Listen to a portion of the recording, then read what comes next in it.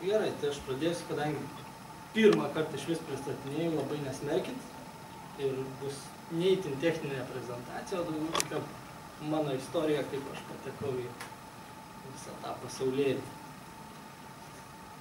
Ups, iškart pirmieji. Tai va, pačių pradžių pradžia.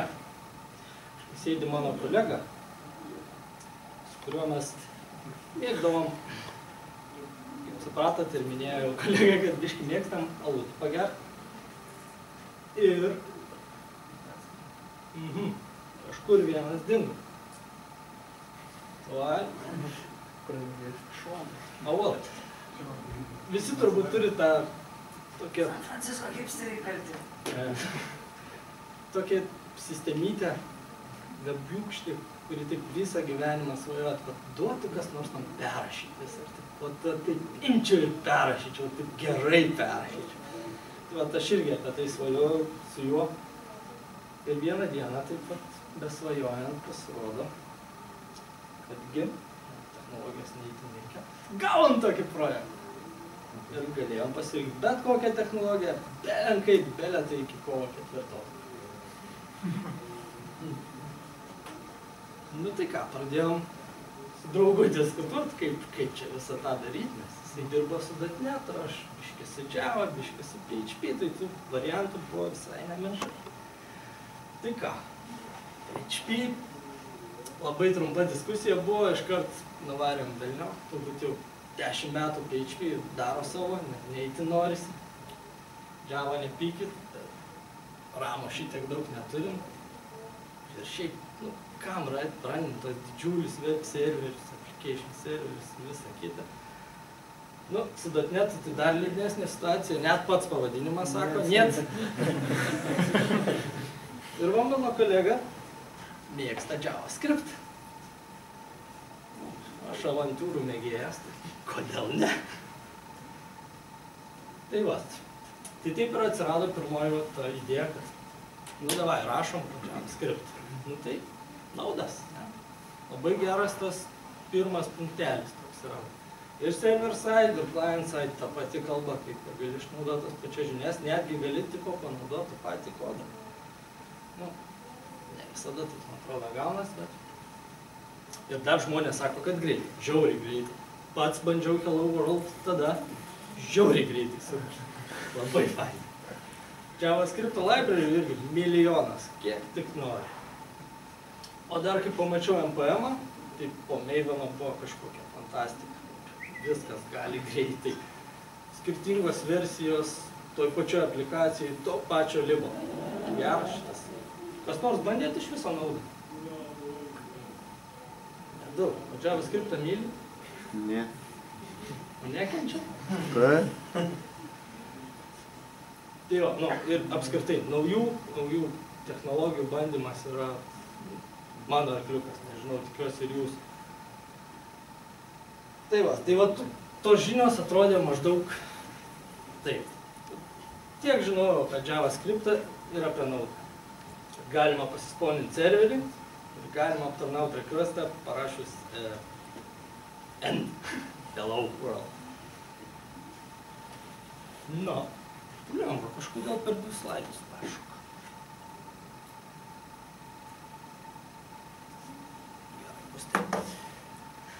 Taigi pasiėmiau NPM-ą ir, aišku, populiariausias frameworkas Expressas. Palengvina gyvenimą kaip tolika pėstė, nes jeigu matėt, atsiprašau, štai šitame daikčiuke, tai urla handlet pačiam, viską. Negi rašysi if slashas, tada atiduok tą else, nežinau, belenkas atiduok aną. Pasiemam Expressą ir fantastiškai susimepinam visus rautus ir netgi pasidarom kokį viewsiuką ir išmetam, ką reikia, ne? Prisidedam dombazytę, irgi labai paprastai. Einam konsolę, pasirašom npm install MySQL ir valia. Susikuriam connectioną ir darom query. Viskas kaip ir faina ir paprasta, ne? Ir šitą jau matosi toksai neblogas nauda dalykas, kuris man labai patinka. Toks conventionas. Visada callbacko pirmas parametras yra eroras. Kas mėgsta erorus handlinti, a? Nedaug tokių, ne? O toks conventionas labai verčia. Visada galvot, nes visada matai erorą priekį. Tai jo, o tokių paketėlių kaip MySQL'as, Express'as ir visokio belė, nežinau, ActiveMQ susijungimas, ką nori, rasit MPM-nes. 22 000 nėra taip mažai, o susinstaliuoti yra itin paprasta. Tai jo, kaip jau minėjau, viskas prasidėjo nuo to, kad turime appsą, labai nekokią, ne, ant PH paprašyti. O dabar norim, kad viskas būtų nauja. Kaip šitą problemą išspręsti? Na, mes daug kelių svarstėm, tai vienas iš jų buvo toksai. Išėmam seną saitą, parašom naudų visus servisus ir naudojam seną saitą. Kažkaip kvailok, ne? 2 aplikacijos, po to dar ir visą frontendą perrašyti, kažkaip šitas variantas toks neįtin geras. Tai nusprendėm pažiūrėti kitą kelią, atvirkščiai. Frontendą parašom visą su naudu ir naudojam senos sistemos servisus. Bet irgi nelabai fainai, nes visą frontendą reikia iš karto parašyti. Tai bevartodami tą alkoholį dar sugalvojom visą eilę tų variantų, bet taip jau būna po alkoholio, kad jau nelabai atsimeni. Ir liko toksai vienintelis variantas, kuris mums buvo visai priimtinas ir visai fainas, paprastas ir elegantiškas. Proxys. Ką nors sako proxys? Ką nors, tikiuosi. Tai jo, mūsų sena sistema maždaug taip atrodė. Tai useriukas kreipiasi į web serverį, PHP padaro visą darbą. Tai mūsų labai paprasta idėja buvo pastatyti čia Node.js ir visus requestus nukreipti į PHP. Arba Java, nes jau 2 sistemas migravau, abi 2 tokių pat būdų. Tai labai paprasta. Pirmo, pasižiūri requestą, gali handlinti, valio, duodi userių. Negali, proxinį seną sistemą. Ir čia ateina vėl NPM-as į pagalbą. Rankom parašyti proxy, jeigu kas nors bandėt, nėra labai fainai. Pasiemi pakečiuką ir volia, viską daro, ko tau reikia. Nu beveik. Vat maždaug tiek kodo reikia, kad pradėtų veikti proxys.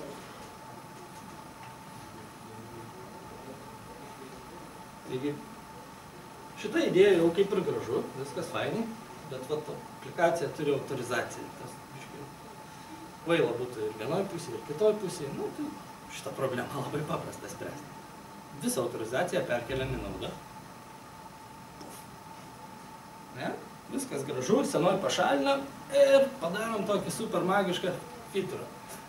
Headeryje perdodam, koks useris naršo. Valia. Aišku, ta senoji aplikacija turėtų būti nepasiekiama public. Tai va, taip gyvenom, viskas buvo labai fainai. Ir vieną dieną atsitikom šitą blogąją pusę proxy. Tai va, Node'as turi tą fainą dalyką, kad jis yra event driven, viskas ten labai fainai, eventukai šaudo greitai viskas, bet turi ir vieną bėdą dėl to. Kadangi apdoroju requestus, nu taip išėlės. Čia negaliu apdoroti, nežinau kaip šitą, o, žinau. Na ir gaunasi taip, kad kai prieina iki proxio, ir jau requesto eventas, kad jį baigia parsint, baigėsi. O mes paduodam proxį, o proxy sako, nu tai kada baigsi parsint eventą? O tai ir niekad neateina. Ir labai fainai pakimba visą aplikaciją. Tai Google'as davė porą atsakymų. User streamers ir HTTP proxy buffer. Labai fainas dalykas. Tai aš pradėjau, aišku, nuo paprasto varianto. Restreamerį. Restreameris yra toks labai fainas dalykas, jeigu įsivaizduojat, tai vat, objektėlį šaudo eventus. Tai jis tik tiesiog įrašo ir kai paprašai, atkartoja. Bet va čia ir pasirodė Node hipsteriai. Jei! Parašo softą ir labai daug negalvoja. Aišku, tam 22 tuose tūkstančiuose paketų yra vienas kitas restreameris, kuris iš tikrųjų padaro tokią didelę valų. Jeigu įsivaizduojat proxy ir HTTP, vykstant postui, ne, ateina parametriukai ir ateina toksai magiškas parametras content-len. Labai geras parametras. Tai va šitas restreameris, ką jis labai fainai padaryti. Perverčia viską į JSON-ą ir postina tam proxy į seną aplikaciją. Tik vat viena bėda atsirasdavo. Ateina tai key value appears, ne? Jis padaro JSON-ą, sustringifina, o ilgą aišku ir nepakeičia. Ir kas gaunasi, o HP net nepastebėjau šito tada. O Java pradėjo labai smagiai elgtis. Jeigu taip tiksliau, groovy. Jis atpažino, kad ten JSON-as labai gražu išparsino, tik tai vat kontentas ne visai buvo pilnas. Seivini, viena graži formytė, vieną kart pusę tekstą, kitą pusę tekstą, fainai. Tai va, neapsigauk. Naudas yra fainas, bet turi tokių vat fainų triukų. Nu ką, perrašėm visą apsą, labai fainą, paprastu būdu ir visi gyvenam happily ever after. Ir bosas patenkintas, nes perrašėm beveik jau.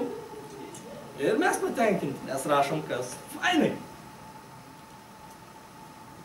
Jo, o vieną apie galų pasilikau tokia, buvo istorija tokia, kodėl naudas yra ir awesome, ir nelabai awesome, bet labiau awesome. Su tuo vat proxy turėjom tokią bėdą, kad kažkaip minutę sukasi ir pakimba. Kažkaip pakimba. Bet naudas yra žiauriai greitas. Vat čia yra ta jo pasaka. Buvo diena, kai paleidom ir buvo variantas, vat nulūžta, reikia arba rollbackint viską ir grįžti vėl į tą seną sistemą, kurios nieks nenori, arba kažkaip staigiai išspręst tą problemą. Tai kuo naudo greitis čia vat man pasitarnavo? Paleidau 4 procesus ir parašiau tokį bešą skriptuką, kuris kas 15 sekundžių po vieną ir kilina. Vieną nukilina, antrą nukilina, trečią nukilina, ketvirtą nukilina. O prieš jį stovi Nginx. Web servis. Ir ką jūs galvojate, ar useriai kada nors pamatė, kad ten kas nors nulūžo? Ne, nes užsilaudina per 132 milisekundų. Tai va tokia faina istorija. Ar turite klausimų? Procesą nukilinį, o tai requestai tam, kurie tame lūpę sugalvoja, jie kažkaip nenušūksna. Nepastebėjo useriai. Ta prasme, Kažkokį vieną tikrai turi nukilinti. tai va čia magija to ir gaunas, kad jie taip greit aptarnauja, kad net nespėja, nu, neiškilo tokių problemų, kad būtų aptarnavimo requestas. Nepamirškit, kad stovi Nginx'as priekį, kuris, jeigu negauna, kreipia į kitą. Gauna 500, kreipia į kitą. O jeigu gauna, paskui nukilina tą procesą ir nieko neatsako. Ta prasme, nu tai Nginx'as nieko negauna, ne? Ir permeta į kitą. Jeigu nelieka. Volia.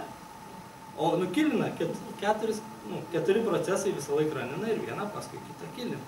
Vienas visą laiką, bent vienas visą laiką veikia. Dar kokių nors klausimėlių? Nu, aš čia tokį mitą esu girdėjęs, tai aš noriu tokio kaip ir komentaro, kad sako, kad naudas labai patogus, kai nori kažką greitai, tokio paprasto. Tai kaip yra iš tikrųjų, tarkim, jeigu sudėtinga sistema, tai panašiai. Apibrėžkas jas. Jo, apibrėžkas. Nu, sakykim, nu, kas gali būti sudėtinga. Tarkim, kažkokia sistema, kur ten daug piniginių transakcijų ir panašiai. Nu, tai sakysiu paprastai, JavaScript'o ten, kur yra pinigai, nu, aš nedrįščiau naudoti dėl labai paprastų priežasčių, nes skaičiavimai su JavaScript'u yra, čia pasakęs, gražiau, ten fainai, turėjau tokį labai fainą bugą. 2 datas, reikia paskaičiuoti tarp jų, kiek ten minučių pradėjau. Nu, unit testai sukasi ganėtinai greit, ir tos datos gavosi ten, keliom milisekundų atstumą. Nu, ir aišku, ten tą atstumėlį padalinį iš tokio didelio skaičiaus, nes mėnesius reikėjo skaičiuoti, nu, tai 31, kart 4, kart 1000. Nu, tai šitą skaičiuką. Ir ką gauni? Labai mažą skaičių, kuris reprezentuojamas ten su minus taikiniu pradėlė. Ir kas gaunasi JavaScript'e? Vyksta ta taikestingas. Štai pasidaro nebe skaičius. Beveik nebe skaičius. Gaunasi, pavyzdžiui, 8. Kas ne visai yra 0. Tai va, tai tokiuose vietose ne, bet didelėse tiesiog webuose, nematau nei vienos problemos. Jeigu JavaScript'ą pakeisti kitą kalbą, negalėtų? O kam reikia? Nu, JavaScript'as yra awesome, jis turi savo tų keistų dalykų, bet parodykit kalbą, kurių jų neturi. nu, yra geresnių kalbų, kurios kompiliuojasi į JavaScript'ą. Tai, tarkim, Na, mano asmeninė nuomonė, kai kažkas kompiliuojasi į kitą kalbą, tai nėra baisiai gerai. Kodėl? Bet čia tik mano asmeninė nuomonė. Ką žinau, kažkaip. Dar papildoma grandis, kur gali atsirasti klaidų, kam tai daryti. JavaScript'as šiandien labai tinka visam evented dalykui vien dėl to, kad funkcijos yra first class objektai. Tai tu jas gali mėtyti kaip tu nori, ten jas priskirti kintamiesiems, visą kitų, tai ne visose kalbose tai yra nuo pat pradžių. Paskui prisigalvoja kaip PHP, kokį ten delegatų, su kuriais nieko negali daryti ir jie dar sminga. Aš tiesiog turėjau omeny kalbas, kurios turi tos funkcijas, kaip Coffee, Clojure, panašiai Java. Kofinė kalba. Nu, kaip? Toks iškrypėliškas JavaScript. Be kabliataškų. Bet čia asmeninė. Apie ilgus procesus, didžiosios pusėje. Kaip? Apie ilgesnius procesus, jeigu kažką paskaičiuoti, gal net subėgiuoti per web servisą kažko paprašyti. Taigi po 15 sekundžių nukilins procesą. Kiek skleidė. Čia buvo istorija, kuri neturi tai būti. Per savaitgalį tas bugas buvo ištaisytas ir viskas toliau gražiai ant vieno procesas. Iš principo ten tas kažkaip reikia pakeisti mąstymą, nes ten yra visiškai non-blocking API. Jo. Tai... Ir jeigu tau reikia, kad ir trumpus, bet 3 iš eilės non-blocking kažkokius veiksmus atlikti, ar yra sudėtinga žaisti su tais, kaip jie, promises, ar kaip jie ten. Callbackais. Su Callbackais sunku, bet jeigu naudoji promises, tai metu... viskas labai paprasta. Tiesiog reikia pažiūrėti Dominikovo prezentaciją apie promises ir viskas pasidarys kur kas paprasčiau. Šitą buvo. Nedaug tylėjame. Kompą turi? O jeigu rašai tiesiog callbackais, tai jo, pasidaro toks didelis vaizgalynas, kuris yra labai neaiškus. Sunku toks kodą dirbti. Bet yra tam sprendimas paprastai. Kokią IDE naudoja? IntelliJ? Ne, man šiaip O šiaip, pavyzdžiui, kokius ten Windowsus susinstaluoti. Ne, nes aš žinau apdėti ir viskas. Ne, naudas randinant visų platformų. Yra problemėlių su Windowsais, kai kurių smulkmenų, bet ten yra kai kurie moduliai, kurie susikompliuoja į native kodą. Tai tada tam būna su jais problemų ir dar su kažkuo buvo, bet galima naudoti. Kita vertus, aš nenaudoju Windows, tai net nežinau, kokia prasme. O kokio dydžio maždaug kodo apimtis gavos tame projekte? Dydžio žinau, tik kiek dabar yra testų. Jų yra 5 štuką, sako, 5. O kiek pačio kodą? Neskaičiau, nežiūrėjau. Ir tie visi testai prabėga per 3 sekundės. O integration per 7. Visai nice. O man įdomu, kaip jūs testuojate tas sinchroninius callbackus? O kame bėda? Nu, ar jūs testuojate pagrindinės funkcijas, callback kaip funkcija? Nes, nu, kai asinchroniškai rezultatas gaunamas, tai testas turi ir kažkaip savo callback. Nelabai įsivaizduoju. Testavimo aplinka irgi dirba asinchroniškai. Galima kokį pamatyti pavyzdį šiaip?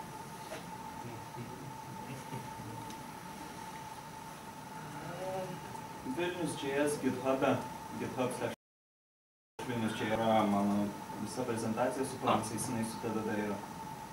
Volia.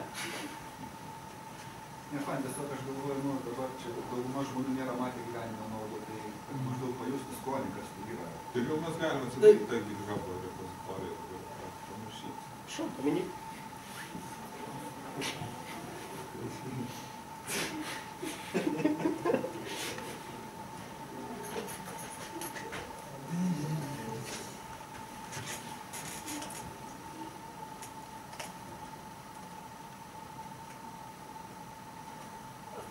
Mano tikslas iš esmės buvo tiesiog šiek tiek sudominti, kad patys pasiskaitytume apie naudą.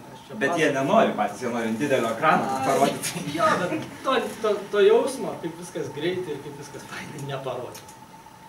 Galima tik pačiam pabandžius pajusti.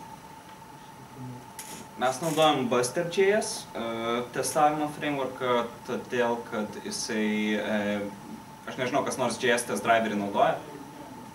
Tai jisai panašių principų veikia, jisai irgi pakuria serverį, jį papointinį browserį, jisai ten runina tos testus. Bet jisai tuo pačiu gali ir naudą testuoti, tai nereikia ten kelių frameworkų naudoti. Ir kitas pliusas ten, jeigu lyginti su kokiais Jasmine'ais ar UI test, tai mane senoviai užknisdavo ten, kad HTML pirmą parašyti kalną, kad galėtum paraninti kažkokius testus. Tai tas jisai visą tą handlina. Tai čia yra, sakykime, kokis tai moduliukas, kur asinchroniškai vykdo... Nesimato? Asinchroniškai vykdo kokius tai dalykus ir bando sukurti rojų Lietuvoje, tai iš pradžių pakelia minimalią algą, paskui generuoja ekonomiką, paskui duoda darbą visiems. Ir, jeigu ten asinchroniškai kažkokius dalykus paprastu būdu su callbackais padaryti, tai skaičiuoji, kiek ten tų callbackų įvykdyta ir paskui čekinė ar jau rojus ir jau jeigu viskas įvykdyta, tai dar kartą išrenki į Seimą. Tai testai pasirašo, gali pasistabinti kažkokius dalykus, ten kažkokias funkcijas, kurias eksportuoji, kad jinai tenai yields, tai čia yra viskas built-in Busteryje, yields metodas reiškia, kad kai bus kviečiamas pakelk minimalią algą stabas, tai jisai į callbacką paduos 1509. Tai, faktiškai gali rašyti, kad, pavyzdžiui, returns 1509, tai jisai nesinchroniškai grąžins. O jeigu sudarai su yields, tai jisai paduoda į callbacką šitus skaičius. Ir tada pabandai, aš jau nebeatsimenu, ką čia daro. Teisingai, tai čia jau mano tas modelis išeksportuotas, jam paduodi callbacką ir kad kai eroras, čia kaip tik, kad eroras įvyksta. Jau nebeatsimenu, ką tiksliai ten daro. Bet, žodžiu, pasistabini callbackus, jeigu juos nori išsieksportuoti, jeigu nenori jų išsieksportuoti. Yra irgi būdų. Aš kažin ar turiu čia. Bet irgi iš esmės pasidarai tas funkcijas, kurios tau yra asinchroniškos, jas taip pseudo sinchronizuoji, arba naudoji promisus tokių elementarių dalykų. Tai yra ten kažkokie pažadai, kuriuos irgi gali promisus išsistabinti, kad promisas tau grąžintų visą laiką tokią reikšmę. O apie promisus, tai kas nors promisus žino, kas yra promisas? Pasakot. Aš buvau. Tu buvai. Tai gal kitą mėnesį. Kitą mėnesį turi pirmą. Promisas tai yra toks wrapperis, sakykime, kuris tau grąžina objektą, kuris visą laiką pakolins tam tikrą callbacką priklausomai nuo jo reikšmės, kai jisai bus įvykdytas. Tai reiškia, yra ateityje bus reikšmė promiso, bet tu jį pasini kaip variablą, jis yra kaip paprastas objektas ir jisai turi metodą then, turi metodą fail. Tai jeigu tas promisas įvykdomas, tai bus pakolinamas tas callbackas, kuris yra paduotas į then. Bet kadangi viskas yra paversta į paprastus objektus, kuriuos tu gali pasimti, tai galima juos visai kombinuoti. Tai tarkim yra Q libraries ir gali jam paduoti kalną promisų, kad ten pažadi, kad pakels tavo algą minimalę ir sumeti juos visus į masyvą ir kai jie visi jau bus įvykdyti, tai įvykdai kažkokį callbacką. Ir jeigu tas callbackas, tai yra jeigu tie promisai visi neįvykdomi, tai į kalėjimą siunti tam balsų pirkimą ar dar ką. Ir testavimas vėl labai paprastas, tai vietoj to, kad yields darai, tai tu jau darai paprastą returną ir grąžini promisą. Promisas tai reiškia, kad tai yra objektas, kuris jau turi kažkokį metodą, kuris bus vykdomas, kai bus grąžinamas callbackas. Tai čia aš iš karto jam paduodu išresolvintą promisą ir kai jie visi šitie įsivykdomi, tai paraleliai paleidus juos paraleliai juos paleidus, galima juos sukombinuoti ir gauti kažkokį paprastą callback. Tai ten yra visas talkas, kaip visą tai daryti. Paprasčiau Valandos trukmė. Paprasčiau paaiškinus, paprastas testas ir šitas skiriasi tuo, kad kai testas baigėsi, reikia iškviesti metodžiuką dan, kad jau tavo testas baigėsi. Jo. Ir viskas. Tai jeigu tu, sakykime, testuoji kažkokį dalyką, kuris tavo callbacką pakolina, sakykime, kokį nors Ajaxą, ne? Tai kai Ajaxas įvykdomas, tau kažkokią funkciją įvykdai, nu, tais funkcijos viduje asertini jau tos savo rezultatus, nu ir pakolini dan ir jisai išvažiuoja tolyn. Arba nepakolini, tada tai maukas vyksta ir išmeta klaidą. Turiuks.